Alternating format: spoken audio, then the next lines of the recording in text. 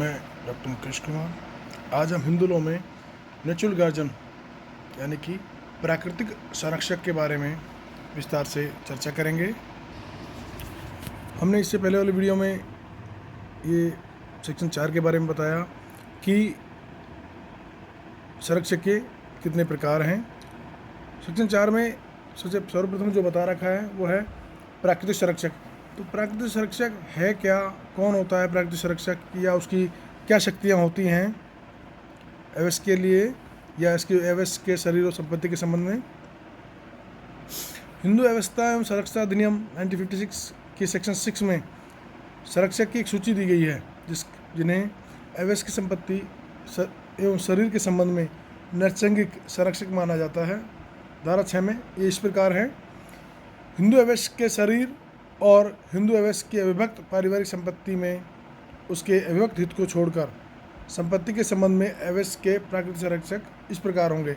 अर्थात हिंदू एवस के जो व्यक्ति है उसके शरीर के संबंध में संरक्षक प्राकृतिक संरक्षक हो सकता है, किंतु अगर हिंदू एवस की अविभक्त संपत्ति, अगर जॉइंट फैमिली है, संयुक्त परिवार है, उस संयुक्त परिवार की संपत्ति का विभाजन नहीं हुआ है तो उस अविभक्त हित को के संबंध में जो हिस्सा डिवाइड नहीं हुआ है उस अनडिवाइडेड पार्ट के लिए संरक्षक नियुक्त नहीं हो सकता, ना ही कोई प्राकृतिक संरक्षक हो सकता है। अर्थात उसके शरीर के लिए और अविभक्त पारिवारिक संपत्ति के अविभक्त हिस्से को छोड़कर अन्य संपत्तियों के लिए संरक्षक ये लोग होंगे। पहला है बालक या अविवाहित बालिका के मामले में पिता तत्पश्चात माता, परंतु जिन अवश्यकों ने पूरी 5 वर्ष की आयु नहीं प्राप्त की है वे साधारणतः माता की अभिरक्षा में रहते हैं। सामान्यतः हिंदू विधि के अंतर्गत ये प्रावधान किए गए हैं कि बच्चा या अविवाहित बालिका जो है उनके संबंध में प्राकृतिक संरक्षक का प्राथमिक तौर पर अधिकार पिता का होगा और उसके तत्पश्चात माता का अधिकार दिया जाएगा। किंतु अगर संतान की आयु 5 वर्ष से कम है, संतान की आयु अगर 5 वर्ष से कम है तो उन परिस्थितियों में माता को ही प्राकृतिक संरक्षक के तौर पर उनकी अभिरक्षा प्रदान की जाएगी। नेक्स्ट है जारज बालक एवं जारज अविवाहित बालिका के मामले में माता और उसके बाद पिता संरक्षक होगा। अर्थात हम पूर्व विधि की बात करें तो पूर्व विधि में एवस पत्नी का नैसर्गिक संरक्षक उसका पति माना जाता था, जैसा कि अब वर्तमान अधिनियम में दिया गया है। संरक्षकता का यह अधिकार पत्नी को संपत्ति एवं व्यक्तिगत दोनों के संबंध में दिया गया है, किंतु जहां पति भी अवयस्क हो तो उस स्थिति में धारा 10 के प्रावधानों के अनुसार वह पति अपनी अवयस्क पत्नी की संपत्ति के संबंध में संरक्षकता के अधिकार का प्रयोग नहीं कर सकता। ऐसी स्थिति में यह प्रतिपादित है कि जो व्यक्ति अवयस्क संपत्ति पति की संपत्ति के संरक्षक का अधिकार रखता है वही एवस की पत्नी की संपत्ति के संबंध में संरक्षक जैसा व्यवहार करेगा। पहले दो बिंदु संख्या 2 को हम क्लियर करते हैं कि जारज मतलब हम ये कहेंगे 2 वर्ड हैं, जारज और औरस। औरस मतलब वैध संतान, जारज मतलब अवैध संतान। औरस मतलब वैध संतान और जारज मतलब अवैध संतान या अनैतिक शारीरिक संबंधों से उत्पन्न संतान जारज संतान की श्रेणी में आती है। तो ऐसी स्थिति में सामान्य प्राकृतिक माता पिता से उत्पन्न संतान के मामले में तुमने बिंदु संख्या 1 में माना कि पहले प्रथम अधिकार पिता का, उसके उपरांत माता का अधिकार होगा। किंतु अगर अवैध संतान है, जारज संतान है, तो जारज पुत्र है और जारज पुत्री जो अविवाहित है उस अवस्था में पहले माता का अधिकार होगा, तत्पश्चात पिता का अधिकार होगा। क्यों? क्योंकि जारज संतान के संबंध में माता की निश्चितता तो तय है कि माता उस संतान की ये है, पिता के संबंध में अनिश्चितता होती है। इसलिए यहाँ पर जारज संतान के संबंध में प्रावधान किए गए हैं कि प्राथमिक तौर पर माता को अधिकार दिया जाएगा प्राकृतिक संरक्षक होने का और उसके तत्पश्चात पिता को संरक्षक का अधिकार दिया जाएगा।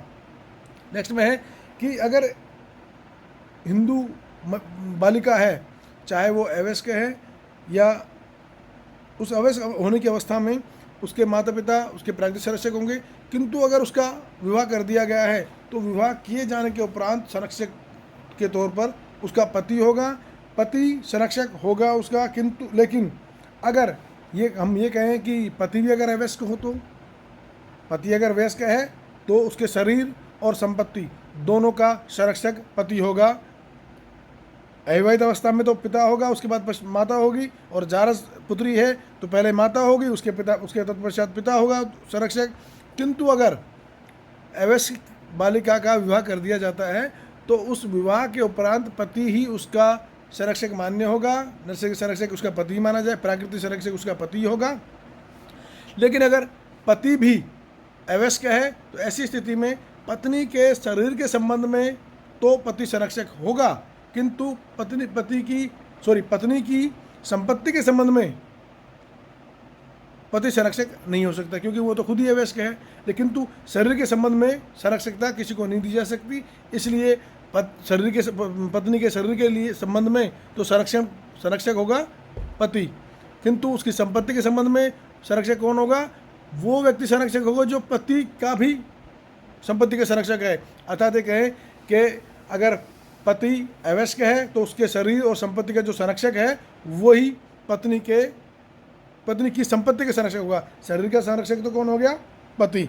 और संपत्ति का संरक्षक कौन होगा? उसकी का जो संरक्षक उसके पति का है, क्योंकि जब खुद अवयस्क है पति तो वो पत्नी की संपत्ति का संरक्षक नहीं हो सकता, केवल उसके शरीर का संरक्षक हो सकता है। नेक्स्ट है विवाहिता बालिका की अवस्था में उसका पति होगा, जो ऊपर डिटेल बात की हमने कि विवाह होने के उपरांत उसका पति ही उसका संरक्षक माना जाएगा। कई बार बात आती है कि विधवा द्वारा पुनर्विवाह का प्रभाव। अगर विधवा द्वारा जैसे पति एक्सपायर हो गया है तो पत्नी जो है प्राकृतिक संरक्षक है, किंतु अगर उसने दूसरा विवाह कर लिया है, मतलब विधवा होने के उपरांत विवाह कर लिया है, तो पिता जीवित है ही नहीं, तो प्राकृतिक संरक्षक के तौर पर पिता है ही नहीं, तो कौन है प्राकृतिक संरक्षक? प्राकृतिक संरक्षक उसकी माता है। किंतु अगर माता ने पुनः विवाह कर लिया, किसी और व्यक्ति से विवाह कर लिया, तो क्या उसके प्राकृतिक संरक्षक होने की अधिकारिता खत्म हो जाती है? नहीं। सेक्शन 6 में स्पष्ट प्रावधान किए गए हैं कि अगर माता द्वारा पुनर्विवाह कर लिया जाता है तो भी उसके प्राकृतिक संरक्षक का अधिकार समाप्त नहीं होगा। प्राकृतिक संरक्षक वही माता रहेगी जो पूर्व में है। नेक्स्ट है दत्तक पुत्र का प्राकृतिक संरक्षक। दत्तक पुत्र के संबंध में भी व्यवस्था है कि हम सामान्य तौर पर ये कहते हैं कि जो जन्म देने वाला प्राकृतिक तौर पर कहें तो जिन लोगों के शारीरिक संबंध से संतान की उत्पत्ति हुई है प्राकृतिक तौर पर, वो ही प्राकृतिक संरक्षक कहलाते हैं। लेकिन अगर ये माने हम कि अगर दत्तक संतान है, किसी पुत्र का या पुत्री का दत्तक ग्रहण किया गया, और दत्तक ग्रहण किया गया तो प्राकृतिक माता पिता है उस परिवार को तो उसने छोड़ दिया और वो दूसरे परिवार में शिफ्ट हो गया। जिस परिवार ने दत्तक ग्रहण किया वो दत्तक ग्रहता परिवार का पुत्र माना जाएगा। तो ऐसी अवस्था में उसका दत्तक जो प्राकृतिक संरक्षक कौन होगा? तो यहाँ स्पष्ट तौर पर सेक्शन 7 में स्पष्ट प्रावधान किए गए हैं कि जब दत्तक के तौर पर कोई पुत्र या पुत्री दूसरे परिवार में चला आता है तो ऐसी स्थिति में दत्तक पिता और दत्तक माता ही उसके प्राकृतिक संरक्षक, उसके जन्मदाता नहीं है वो, फिर भी वो दत्तक माता पिता ही उसके प्राकृतिक संरक्षक माने जाएंगे। फिर कि प्राकृतिक संरक्षक जो होता है उसको क्या अधिकार दिए गए हैं, अवयस्क की संपत्ति के संबंध में किस तरह के अधिकारों को दिए गए हैं, कुछ सीमाएं हैं जिनके अंतर्गत उनके अधिकार दिए गए हैं। उसमें है प्राकृतिक संरक्षक के अधिकार सेक्शन 8 में स्पष्ट तौर पर किए गए हैं कि अधिनियम की धारा 8 में अवयस्क के शरीर और संपत्ति के संबंध में प्राकृतिक संरक्षक के अधिकारों की विवेचना की गई है।